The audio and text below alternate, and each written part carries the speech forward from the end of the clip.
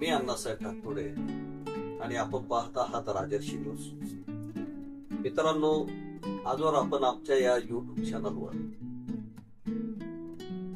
मला नेहमी संत रविदास महाराज यांच्या जीवनावर बोलताना पाहिलं, परंतु आज आमचं परम भाग्य, आज आमच्या या स्टुडिओमध्ये संत रविदासांचे विचार मांडणारे आणि प्रबोधनकार रविदासाचार्य माननीय आदरणीय गाढे महाराज या ठिकाणी उपस्थित झालेले आहेत आणि समाज बांधवांना आणि सर्व समाजाला आपण काय संदेश देऊ इच्छितात.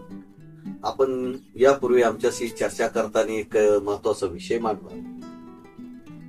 समाज संत शिरोमणी गुरु रविदास महाराजांची जयंती मोठ्या उत्साहात तर साजरा करतो, परंतु त्यांच्या विचाराचं अनुकरण करत नाही आणि त्यांचे विचार ऐकण्यासाठी सुद्धा देखील जे संत रविदासांचे विचार जाणतात अशा लोकांना बोलवलं जात नाही आणि बोलवलं तर त्यांना बोलू दिलं जात नाही. याविषयी जी महाराजांनी गाढे महाराज यांनी जी खंत व्यक्त केली, समाजाला काय बोलू शकतो? प्रथम जय रविदास. मी रविदासाचार्य रविश्री गोपीनाथजी गाढे महाराज भारत भ्रमण करून महाराष्ट्रामध्ये संत रविदासांचा प्रचार प्रसार, त्यांच्या साहित्याचा आणि सत्यशोधक पद्धतीने त्यांच्या विचारानं लग्न सोहळे हे पार पाडण्याचं काम करत आहे.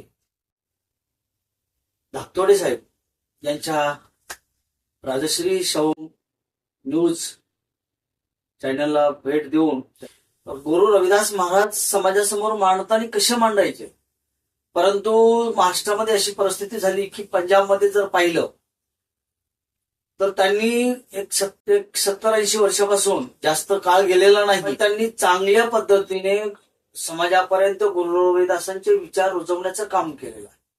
हर्ष हिरा छाड़ के करे आने की आज ते नर दो जग जाएंगे सत भाग्य रविदास. त्यांनी सांगितलं, या 3.5 हाताच्या हिऱ्याला सोडून तुम्ही आणखीची आस करता तर तुमचा जन्म दुःखात गेल्याशिवाय राहणार नाही. फार मोठे विचार आहेत. 52 राजाचे गुरु आहेत, संतांचे गुरु आहेत, ऋषीमुनींचे गुरु आहेत, पंडितांचे गुरु आहेत, ज्ञानियांचे गुरु आहेत. एवढं मोठं गुरुचं स्थान या भारतात नाही तर जगामध्ये कोणालाही मिळालेलं नाही. आणि म्हणून गुरु रविदासांना जसं आपण जर विचार केला तर आंतरराष्ट्रीय कोर्ट म्हणतो आणि आपण त्याला जज म्हणतो, तसं हे संत महापुरुषातलं एक जज हे रूप आहे ईश्वरासारखं. आणि ते खरंच त्यांनी एवढे विचार मांडले की सगळ्यांनी रविदासांच्या चरणी नतमस्तक झाले आणि त्यांचं शिष्यत्व पत्करलेलं आहे. आणि म्हणून पंजाबमध्ये फार सुंदर अशी त्यांची वाणी, त्यांचे विचार, त्यांचे गुण, सत्संग, प्रवचन, भोजन, ह्या सगळ्या गोष्टी फार सुंदरतेने करतात असं नाहीये. परंतु महाराष्ट्रामध्ये अशी परिस्थिती झाली की या 20 वर्षाच्या काळामध्ये मंदिरं झाली, संघटना फार झाल्या, पण यांचा फक्त वर्षातून एक दिवस कार्यक्रम होतो आणि तो फक्त फोटो सेशनचा होतो आणि त्यांच्या नावावरती फक्त पैसे गोळा केले जातात. परंतु गुरु रविदास महाराजांच्या कार्यासाठी जर आम्ही कुठं उपस्थित राहिलो तर तिथं बोलू दिलं जात नाही. रविदासांचे विचार मांडण्यास विरोध केला जातो आणि ते आपलेच लोक, संघटना, नेते, कार्यकर्ते, मनोवादी विचाराचे बरेच लोक त्याला विरोध करतात. असं काय वाईट आहे त्या विचारामध्ये नेमकं, हे आपण जाणून घेतलं पाहिजे. त्यांनी कुठल्या जातीची, धर्माची, पंथाची अजिबात टीका केलेली नाही. ग्रंथामध्ये अंधश्रद्धा, कर्मकांड याच्यामध्ये कडाडून प्रहार केलेला आहे. आणि म्हणून त्या कडाडून प्रहार केला म्हणजे त्याला विरोध करायचा असं नाहीये. सगळ्या संत महापुरुषांनी अंधश्रद्धा, कर्मकांड, रूढी परंपरेला विरोध केलेला आहे.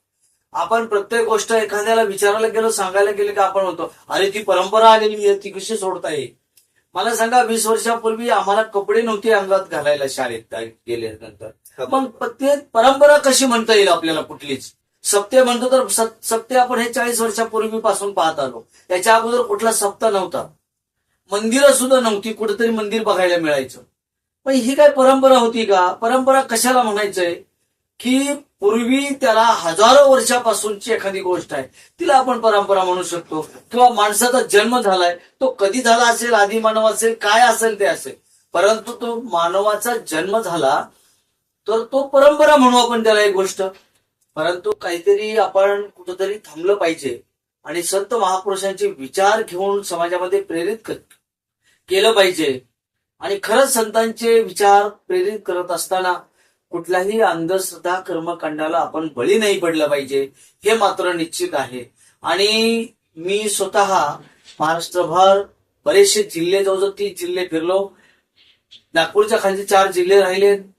माझ्याकडं मस्त रथ गाडी आहे. मी गेली 17 वर्षापासून महाराष्ट्रामध्ये प्रचार करत आहे.